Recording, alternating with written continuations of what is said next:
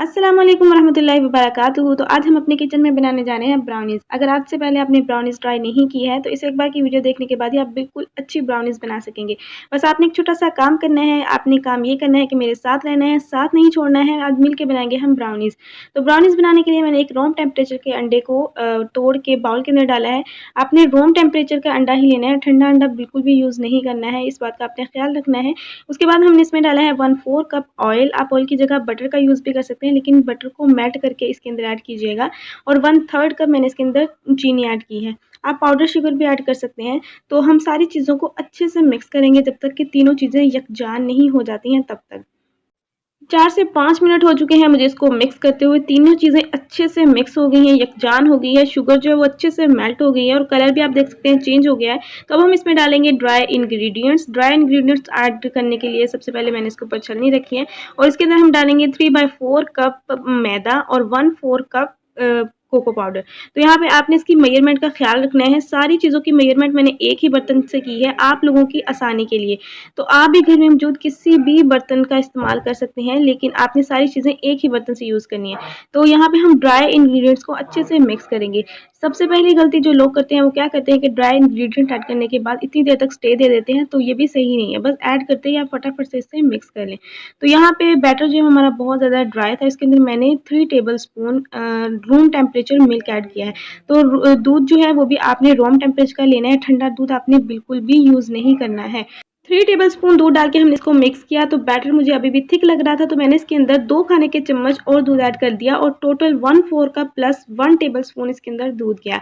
दूध ऐड करने के बाद हम इसको अच्छे से मिक्स करेंगे और इस स्टेज पे हम इसके अंदर डालेंगे बेकिंग पाउडर। तो आधी चाय की चम्मच हम इसके अंदर बेकिंग पाउडर ऐड करेंगे और 1/4 टीस्पून या 2 ड्रॉप हम इसके अंदर वनीला एसेंस के डालेंगे। तो वनीला एसेंस डालने के बाद जो है वो हम इसको दोनों चीज़ों को भी अच्छे से मिक्स करेंगे। अच्छा, इन केस अगर आपके पास वनीला एसेंस नहीं है तो आप इसको स्किप भी कर सकते हैं, क्योंकि हमने इसके अंदर कोको पाउडर ऐड किया है तो ज़्यादा ज़रूरत नहीं होती है। तो यहाँ पे मैंने एक्स्ट्रा फ्लेवर के लिए इसके अंदर वनीला एसेंस ऐड किया है। तो सारी चीज़ों को हम अच्छे से मिक्स करेंगे और आप इसकी कंसिस्टेंसी देख सकते हैं, इतनी ऐसी कंसिस्टेंसी होनी चाहिए।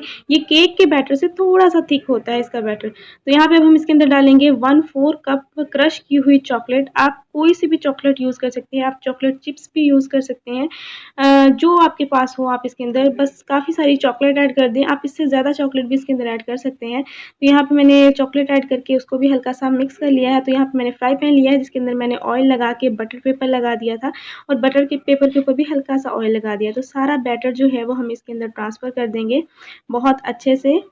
बर्तन को अच्छे से साफ़ करेंगे। तो यहाँ पे हमने सारा बैटर जो है वो इसके अंदर डाल दिया है। इसको अब हम इक्वल सेट करेंगे ताकि पूरे पैन के अंदर ये अच्छे से इक्वल फैल जाए और इसको हम हल्का सा टैप करेंगे। टैप करने के बाद क्या होता है कि इसके बबल्स जो हैं वो सारे निकल आते हैं। तो इसको टैप किया है हल्का सा और इसको हम ले चलते हैं तवे के ऊपर। तो तवे को मैंने 5 मिनट पहले ही प्रीहीट होने के लिए रख दिया था हाई फ्लेम के ऊपर। तो हाई फ्लेम के ऊपर तवा अच्छे से प्रीहीट हो गया। तो अब हम ये फ्राई पैन इसके ऊपर रखेंगे और इसको हम अच्छे से कवर करेंगे और कवर करने के बाद जो इसके अंदर ये सुराख है इसको भी हम अच्छे से बंद कर देंगे ताकि जो इसकी स्टीम है वो बाहर ना जाए। अच्छे से कवर करने के बाद हम इसको 2 मिनट के लिए हाई फ्लेम पर और 20 मिनट के लिए बिल्कुल लो फ्लेम पर इसको बेक होने के लिए रख देंगे। आपने 20 मिनट से ज़्यादा इसको बेक नहीं करना है, वरना ये जल सकती हैं। बस 20 मिनट के लिए ही इसको बेक करेंगे, 20 मिनट में ईज़िली हो जाता है। तो यहाँ पे 20 मिनट हो चुके हैं और हमारी ब्राउनीज़ जो है वो बिल्कुल रेडी हो गई है। फ्लेम को मैंने ऑफ किया है और इसको अब हम अच्छे से ठंडा कर लेते हैं। तो यहाँ पे हमारी ब्राउनीज़ जो है वो अच्छे से ठंडी हो गई हैं। मैंने इसको अच्छे से ठंडा कर लिया। अच्छे से ठंडा करके ही आप इसको काटिएगा और सर्व कीजिएगा, फिर ये खाने में टेस्टी लगती है। तो यहाँ पे हम इसकी कटिंग कर लेते हैं।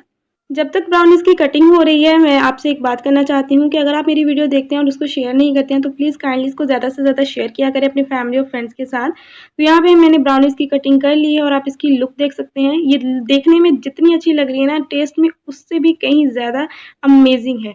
तो आप जो है वो इसको ज़रूर घर में ट्राई कीजिएगा, आपको बहुत पसंद आएगी। मेरे कहने पे एक बार तो ज़रूर ट्राई कीजिएगा और आप इसको बार-बार बनाने पे मजबूर हो जाएँगे, ये इतनी टेस्टी बनती है। तो आई होप आप लोगों ने आज की इस मज़ेदार सी, सिंपल सी, यूनिक सी, टेस्टी सी रेसिपी को एंजॉय किया होगा। थोड़ा-सा भी एंजॉय किया है तो फटाफट से लाइक कर दें। चैनल को सब्सक्राइब कर लें अगर आपने अभी तक नहीं किया हुआ है, बेल आइकन के साथ। मिलते हैं नेक्स्ट ऐसी ही मज़ेदार सी रेसिपी के साथ, तब तक के लिए मुझे दीजिए इजाज़त। अल्लाह हाफ़िज़।